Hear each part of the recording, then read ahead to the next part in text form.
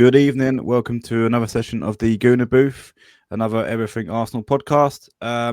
We thought international breaks are over. Yes. Thank God so. I see the international. I see highlights of the Serbia game, 5-0. Yeah. I mean, we beat them, but it was still fucking boring. I think World Cup, Euros, I'm interested. Yeah. International friendlies, not for me, but yeah, there's some highlights from that we can discuss. I think Madueke had a good game, so I'm looking forward. We'll get into some of the injury updates that we've heard today, but yeah, I'm looking forward to seeing him at right wing on Saturday. Yeah. I think he's got a bit of form going, so that's good. And I think that the breaking news, it was announced yesterday. Big Ange, taking charge of Forest. Now, it was funny on the last stream. I did say I wasn't sure why. Yeah. I'm surprised. I'm surprised he's still there. So maybe I jinxed it, or that was a. Yeah. You must have done something, man. Yeah. Yeah. I don't think anyone's surprised. The Nuno time, wouldn't you? Sorry, yeah. Look, I think they've lost a good manager. I think if you speak to a lot of Forest fans, they'll tell you that he it's probably a big loss for them. Before we continue, please like and subscribe. Loads of content coming your way. We've got the match preview. We'll do some match reaction this weekend as we're back at it. Then also we're rolling to Tuesday, Champions League. So loads of content coming out from me and Wayne. So yeah, show us some love. Hit like and subscribe.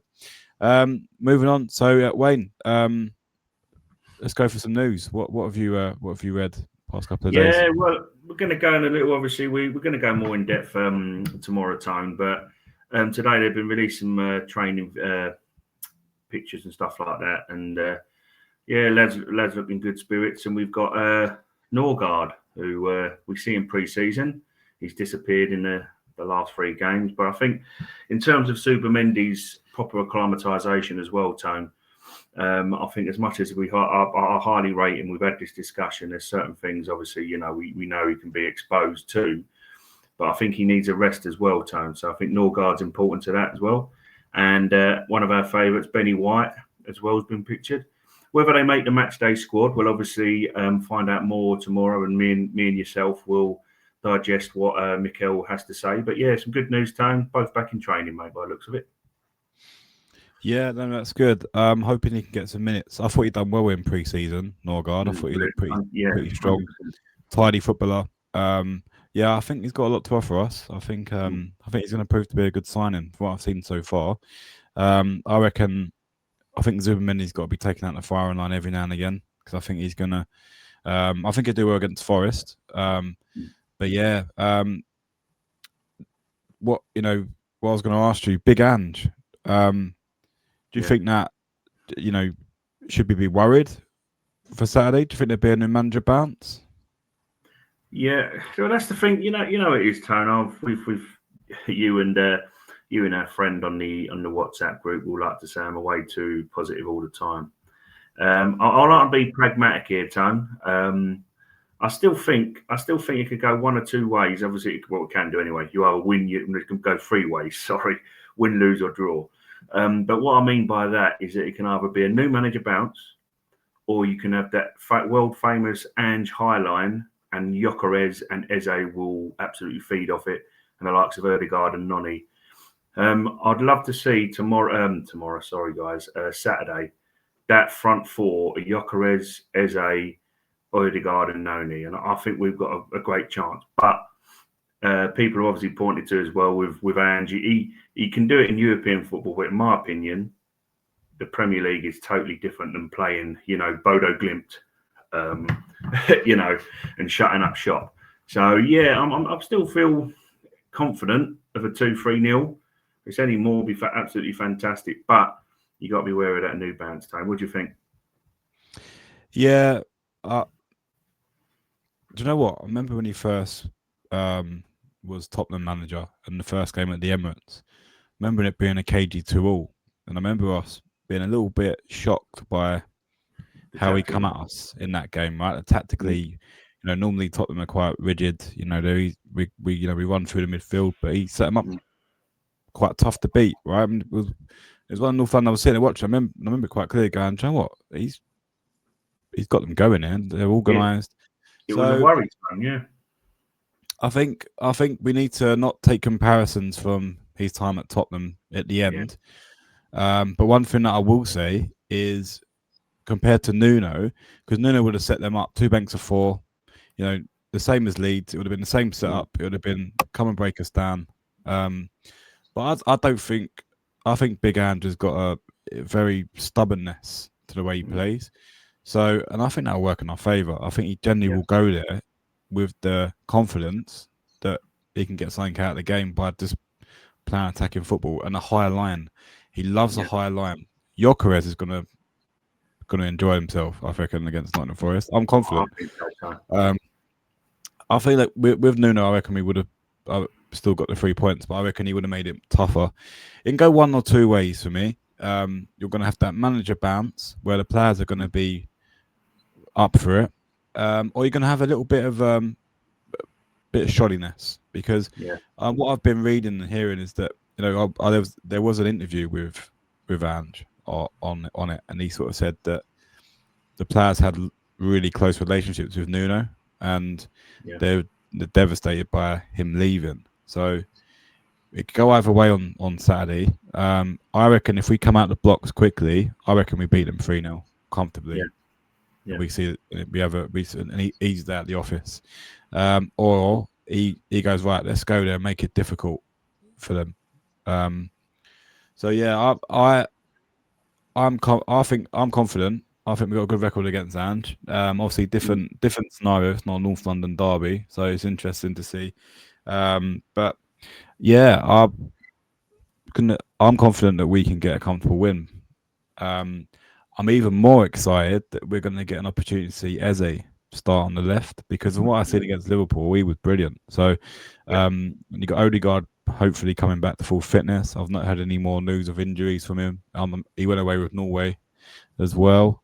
So I'm hoping that we're going to see, obviously, bar Saka, we're going to see a really strong attacking force from us. So,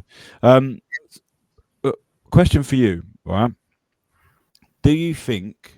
Right, I know we'll drill right into it tomorrow on our danger men and that stuff for Forest. But my question to you, Wayne, is: do you think that he'll still go with Martinelli on the left? You know what we've got to understand, Tone, and as I say again, I don't know how many times I've got to say it till we're in the face on this channel, that it's not a channel of beating Martinelli, and his footballing ability. I think the boy's got something, but as we've already said, I believe he's hit his ceiling, sort of thing. With the likes of Martinelli, don't be surprised if you will see him more so in the bigger games. Someone said as well, like, you need to kind of give a player. Like, last year, obviously Salah, the form he hit until say January, February, and in fairness, they didn't need to have him fit anyway because the league was sewn up. We were the closest challengers. We'd lost Havertz, we lost Jesus, we lost Saka, So, but the point I'm making here is that Salah asked Slot to give him a free role in the team. Don't make me defend. I'll do what I do at the front. We need a player like that, Tone. As you say, like you said with Nuno, Miko is rigid as well, and I think the point I'm trying to get at is that Martinelli, don't be surprised, because of his defensive work, he goes, oh, I'll put him in. But why I'm mentioning Salah, I'm not saying, obviously, I still think Eze is a quality player. I think we're going to absolutely love him. We're going to love him already. But I think, give a player like that freedom, throughout the season. And I just fear that, obviously, with Martinelli, you said it, I've said it, we've said it. Even we can show WhatsApp messages from years back where we've all said it in our chat that Martinelli should be playing through the centre. I just think, Tone, that he will play him in a higher games because of his defensive work. and I just think that's the wrong thing in terms of, I just think Eze needs to play. So I don't think he will next. I don't think he will, to answer your question, Nottingham Forest, because I don't think it is necessary. But just be careful, not be careful, be wary. I think it's not to say I don't, I don't like Martinelli. I don't want him to start Tone. I think throughout the season he's going to frustrate our group. He's going to frustrate some of the fans, and I think it's not that if we don't want Martinelli to do well. I'm really not suggesting it, but you know what I'm getting at. It's going to be that I want to see Eze, and then we're going to get Martinelli starting, and Eze on the bench, or Eze's. I'm hoping not. I'm hoping that the idea is that Martinelli will be an impact sub, starter in the cups, because I think that's where it should be. But being as sort of like respectful as I can be, I don't think he should play on Nottingham Forest. But listen, this is Arteta time, and don't be surprised. But Eze needs to start. This is the game. It's his proper homecoming. You imagine that buzz. I mean, it's 12:30. We've spoken about it. We don't like 12:30 kickoffs. The fans see Eze in there. You see a front four: Gyökeres, Noni, Eze, and Gyökeres. And Eze, sorry, Ødegaard, Gyökeres, and Noni. The crowd are going to be well up for it, Tone. And you've got to give the crowd, give them what they want. And I think as well, this is where it gives.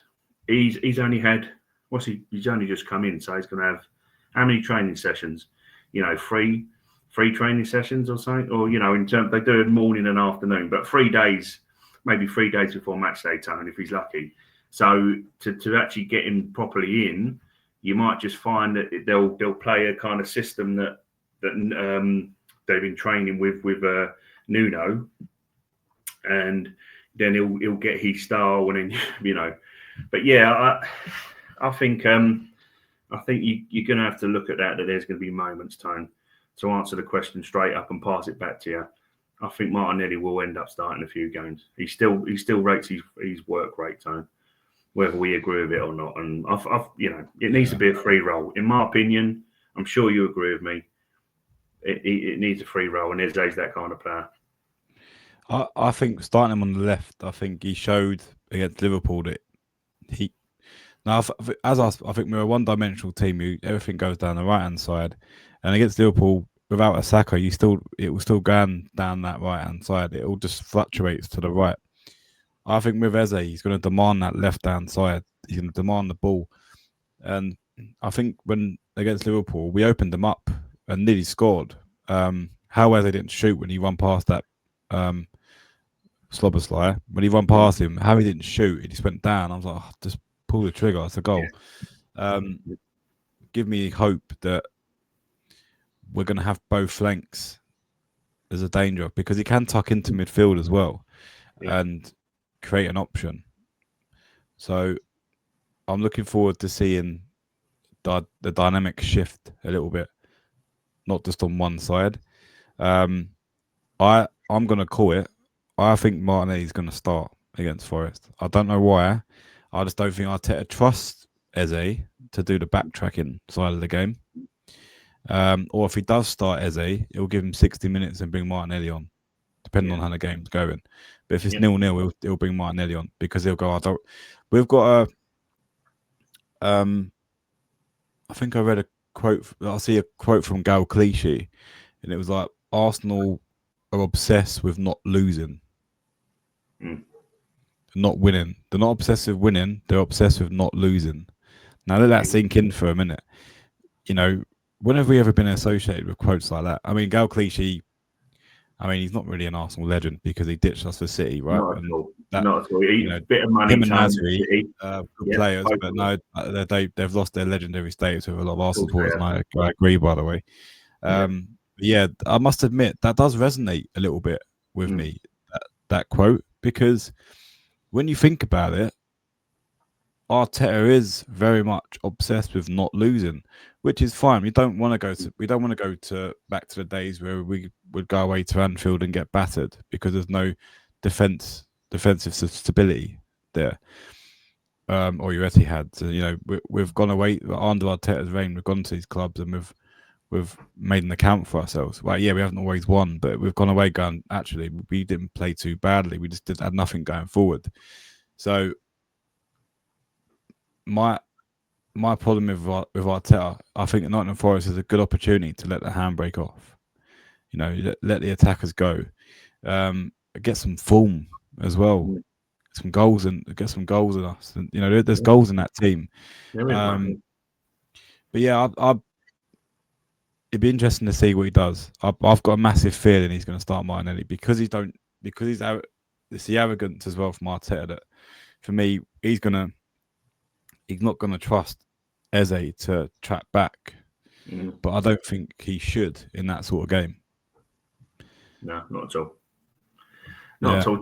Just to add, sorry, Tone, as well to another for me as well. I think it's more of a legend status, but we'll just add this come up as well on for Martin Keown. He's quite funny actually. If you find him on TalkSport, he's he has Raz with I think it's that Scottish geezer. Simon. That's it. Simon Jordan.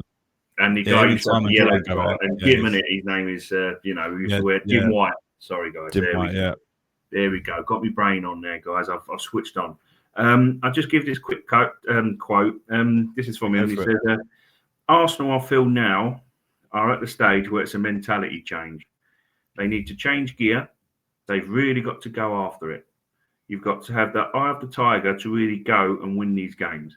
Looking back, I hope we don't regret it. But it's too early in the season to write Arsenal off. So, I agree with that. This is from Keown. So I think what he's quoting Rocky. Yeah, exactly. He got the eye of the tiger. But I get, if you look at that and what you just quoted with cliche Tone, is this is the thing that it does need to change. As I've said, and we won't again retread old videos and old discussions. I said to you, at 0-0 and we nick a goal, it's everyone hates Arsenal anyway, so they'll jump on it. But me, we go, what, we played absolutely but we've won, or all right, you'll look back on it and you go 0-0. We should have gone out of defence. Because again, two teams had a go at them and scored 2 goals. We go there and we're a bit conservative and we're not taking advantage of it, which me and you stated as well, that their defence is not the strongest. Yes, Van Dijk and Canate, but I still think the way they play, and they're open in certain aspects of the play. So I just think it's one of them where you tread a fine line, Tone, and that's what I think what he's getting at. But I think it works 2 ways. It's early in the season. We hate a defeat. You're trying to challenge for the title. Defeat after 3 games is tough, but we've had a couple of tough fixtures. We've already done the fixtures as well. We know what they're like. And going away to Newcastle is going to be rubbish. We're not going to look forward to that at all. We have got Man City at home, and we can beat them as we discussed. So, yes, I think it's just that that going to Anfield, the Invincibles went there and won. When we won the double in 01-02, the Invincibles went there. Not the Invincibles, guys. Sorry, they weren't invincible at that time. But 01-02, we won the double. We went and won. Backs against the wall, 2-1. Martin Keown was actually in the defence. So he's a man who's been there, done that, and I think that's what he was trying to get at, Tone. To have gone, if you've gone for it, and then you're never going to go to Anfield and walk it. We've had crazy games with them. You remember that 4-4 in the league? Is it in the league? Yeah, Arshaven, wasn't it? Arshaven. Not so long ago when Klopp was still in. Do you remember that crazy League Cup? So I know it's Emery, wasn't it? Emery was there, and it's like 5-5 or something, wasn't it? Yeah. Sometimes you have crazy games, but other times, as you say, that Anfield is Arteta going, I don't want to lose, which you understand, but you also have to win, and that would have really put a statement down. But that's what I think it is, Tone. It's just that change that mentality. That's just have. But again, it is early. Well, we'll have to retread it if it happens again in another big game. But I think that's his weakness, Tone, is he doesn't want to lose, and sometimes you have to take that risk in a big game because it could give you a reward, No, I agree. What was I going to say? So my mind's gone blank. It's been a long day. My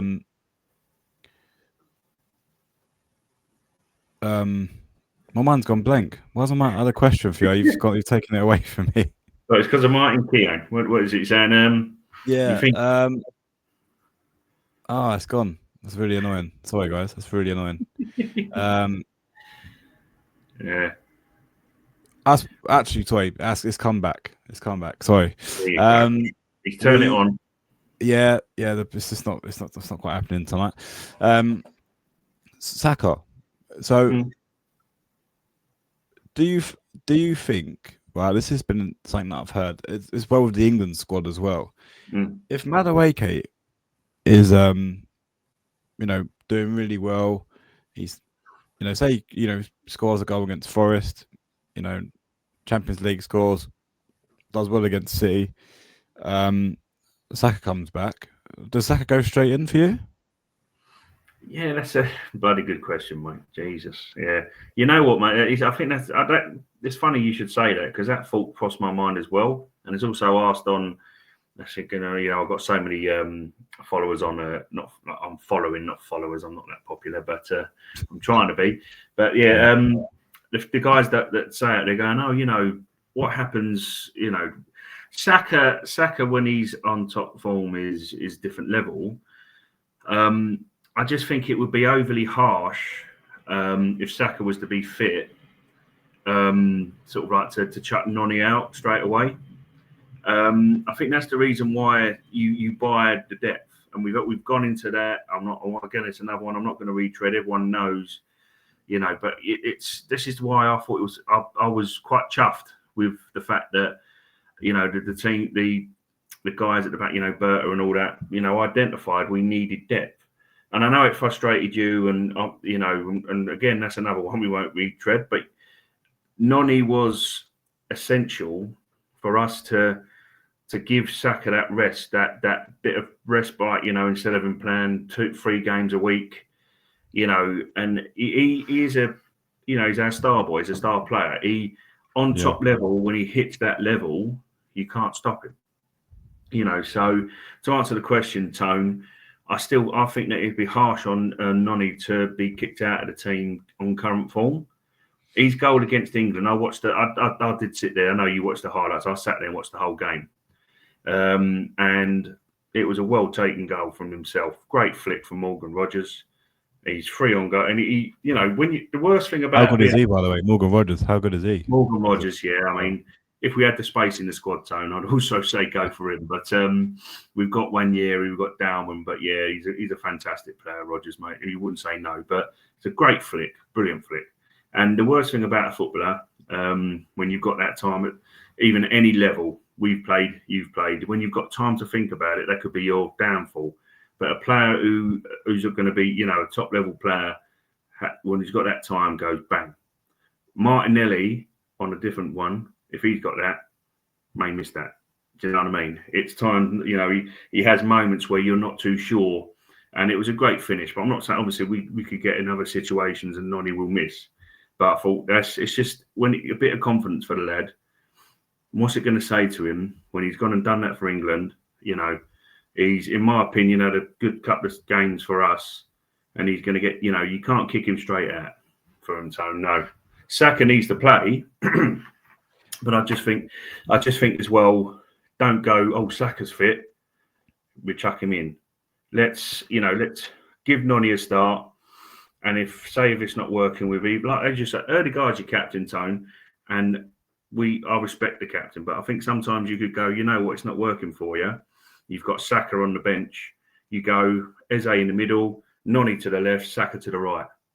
You know what I mean? So there's you drop Eze to put Madueke on the left. No. Sorry, what I mean, what I mean is take the captain off. Sorry. Right. Yeah. You know what I mean? Yeah. Depending, obviously, what you got to understand, I think, with getting a player like Eze is he could eventually be. Everyone's going to be subbed off. But I don't think anyone's position is really set in stone. For us, we'd always choose Eze because we think, look, we need something different on the left. And we think as much as this guy's like a central player, I still think he can drift in from the left into the central area. he can occupy that. He can be something different, Tone. But what I'm getting at is if there's options, and as much as instead of us going, oh Jesus, we've got a one year for me is central player. He can cover on the right, but you don't, it's what one's going to do you better. Personally, I like Trossard's finishing, but we've got, you could have a Martinelli start, you could have Saka start, and then you go, actually, we got Eze and Madueke on the bench. You could literally set a team up that could do well in a normal game if it's Martinelli or Trossard starting, like it's last season starting, if you like, bar say Gyökeres. But even so, in other setups, Tone, you could Havertz is fit. You could leave Eze, Madueke, and Gyökeres on the bench and go, let's see how our setup is. They know that because obviously in Arteta's system of closing down at the top end of the pitch, these guys are obviously at optimum level in terms of what he wants. You could have a moment where you're going, we couldn't bring on Eze, Madueke, and Gyökeres. We've got options. We got options, Tone, and that's the thing as well. Don't as much as we all love Saka, the long short of it is let's not sort of like damage Madueke's confidence. I think you should start, and you then gradually you shouldn't rush Saka back. Sorry, is what should I was going to say, yeah. Sorry, I'll pass it back to you, but I don't think we should rush Saka back. Yeah, I think for once we've got an opportunity to not. I think we aggravated I know he injured the other hamstring, but I think that was aggravated for us. It comes straight back in. When your body overcompensates, we couldn't wait to play him. So I reckon you've got an opportunity now to let him rest up and fully recover, and not rush him back. Because Arteta's going to have a headache anyway, I think. When everyone's fully fit now, it's a good headache, by the way. There's strength in depth. So he can make changes, which is good. I mean, it means that bar I think Gyökeres, because Havertz is injured, pretty much the wingers are. If you put a foot wrong, you're getting dropped. Of course, Odegaard, I think the biggest one this season is Odegaard. Right, his form's been atrocious, but I think he's better in that role than Eze. By the way, I think Eze's a brilliant player, but I think Odegaard's for me edges it. When he's on his day, he's unplayable. We want to get him back to that level, and I think with Eze up his backside for that cam role, if he's not performing, it's not a bad thing. It's going to hopefully enhance Odegaard's performance. If it doesn't, I don't know what will. So, and if he has another season like he did, you're going to be a lot of Arsenal supporters are going to be, asking not for Arteta's head, but his head as well, because he's captained the side for so long and not brought home a trophy. So there's a lot of questions that are going to be asked at the end of this season if we don't succeed. But yeah, we've had a good 28-minute discussion. We'll start wrapping up, Wayne. Do you have any closing thoughts for the evening? Yeah. Well, as I say, mate, I just think obviously it's just a lot to be excited about. One last thought to put in yourself and our viewers, which we do appreciate, guys. Please like button helps this channel grow, as Tony said earlier. So please, guys, like and subscribe. We're new to it and we're trying our best, and we're only human at times where Tony couldn't think of stuff it happens. We're just human. So please carry on watching now. We appreciate it. But just that last thought I want to say as well, we had a running joke in our thing about how many left backs. And on the latte firm as well, he always likes to mention, I listen to him as well, like obviously, and they're saying about too many left backs. Hincapié is one as well, I think has gone under the radar. We're obviously excited to see Eze. We know what Noni can do now and bring. It'd be nice, obviously, as you've said as well, to see Norgard, but we've seen the players, bar say Kepa in a competitive game, which we will see at Port Vale. I think keep an eye on Hincapié. Hopefully, he should be on the bench. But on a closing thing for you guys, I think Hincapié is going to go. He's gone under the radar. So yeah, it'd be nice to see Nice to So see, that's your mate. dark horse. Your dark horse. I think it. Yeah. I mean, listen. You know, like Mascara. Like as I say, it's a young lad, highly rated, and he's come on. I mean, it's been a few games, but you know, this bloke is a South American, and I think he's going to be a beast. And someone's described him, and on a closing thing for myself, they've described him as the left-sided Ben White. Covers the centre back area, covers the thing. He can be one of them. You know what Ben White, nasty, wind people up, and I think I think Arsenal fans are gonna love him. So yeah, that's it, mate. But we'll obviously deep dive into a few more stuff tomorrow time. But that's my closing thing for you, matey. Keep an eye. Yeah, cool. Yeah, so I think the main thing there was a big Ange coming in Forest. Does that change things for the fixture on Saturday? I don't think it does. But leave your thoughts in the comments, guys. Be interesting to see what your thoughts are. Tomorrow there'll be a match preview. We'll go right in on the danger men, maybe how Ange might set up tactically. We'll give you our predicted starting 11. And we'll go from there. And we'll see you tomorrow. Have a lovely evening. Take care, guys. Cheers. Take care, guys.